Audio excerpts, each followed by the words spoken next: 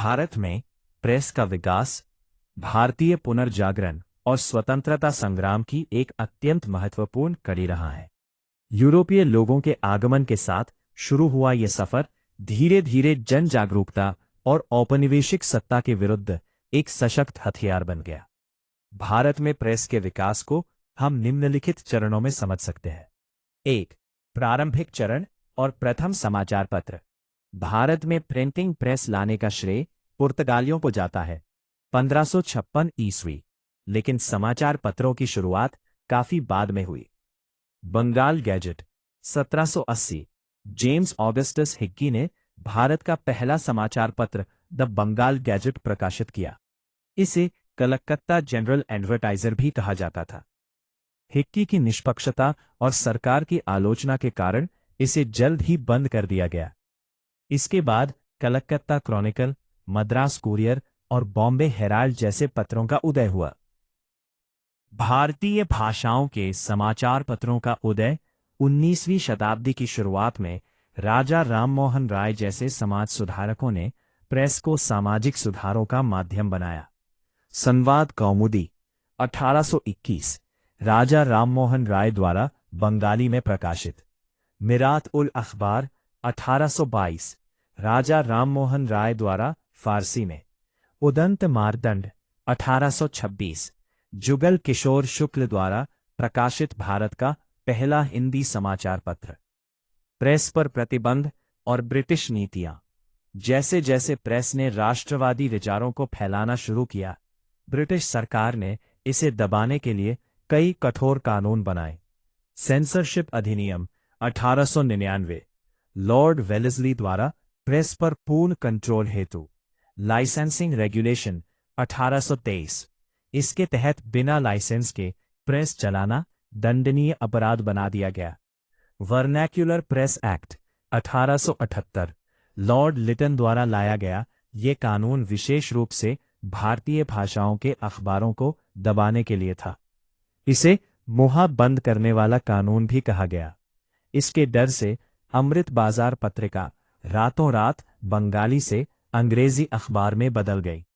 स्वतंत्रता संग्राम में प्रेस की भूमिका। प्रमुख समाचार पत्र 19वीं सदी के अंत और 20वीं सदी की शुरुआत में प्रेस राष्ट्रवाद का पर्याय बन गया। प्रमुख भारतीय समाचार पत्र और उनके संस्थापक। Bengal gazette James Augustus Hicky, अंग्रेजी 1780 भारत का पहला समाचार पत्र। 2. उदंत मार्तंड जुगल किशोर शुक्ल, हिंदी 1826 हिंदी का पहला समाचार पत्र। 3. संवाद कौमुदी राजा राममोहन राय, बंगाली 1821। 4. मिरात उल अखबार राजा राममोहन राय, फारसी 1822। 5. बॉम्बे समाचार फरदुंजी मर्जबान, गुजराती 1822 एशिया का सबसे पुराना चालू अखबार। 6. तत्वबोधिनी पत्रिका देवेंद्रनाथ टैगोर, बंगाली 1843। 7. हिंदू पैट्रियट गिरीश चंद्र घोष, हरिश्चंद्र मुखर्जी, अंग्रेजी 1853। 8. सोम प्रकाश ईश्वर चंद्र विद्यासागर, बंगाली 1858। 9. अमृत बाजार पत्रिका शिशिर कुमार घोष और मोतीलाल घोष, बंगाली अंग्रेजी 1868 168। वर्नैक्युलर प्रेस एक्ट से बचने के लिए रातों रात अंग्रेजी में बदली। 10.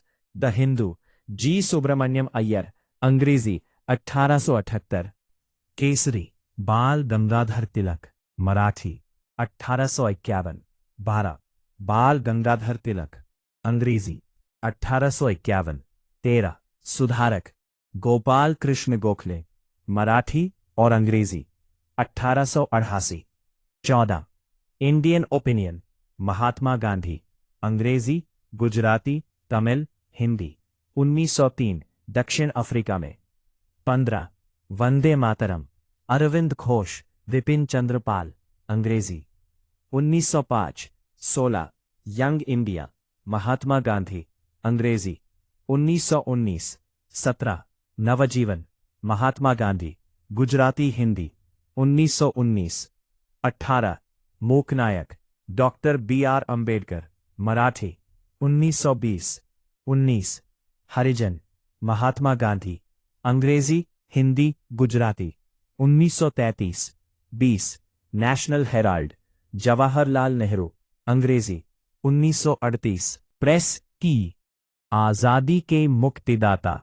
भारतीय प्रेस के इतिहास में चार्ल्स मेटकाफ को भारतीय प्रेस का मुक्तिदाता, liberator of the Indian press कहा जाता है, क्योंकि उन्होंने 1835 में 1823 के कठोर प्रतिबंधों को हटा दिया था। निष्कर्ष: भारत में प्रेस का विकास केवल सूचना का आदान प्रदान नहीं था, बल्कि यह सामाजिक कुरीतियों के विरुद्ध लड़ाई और ब्रिटिश हुकूमत के आर्थिक शोषण जैसे धन का निष्कासन सिद्धांत को उजागर करने का सबसे प्रभावी मंच था। प्रेस ने ही बिखरे हुए भारत को एक राजनीतिक चेतना के सूत्र में बांधने का कार्य किया।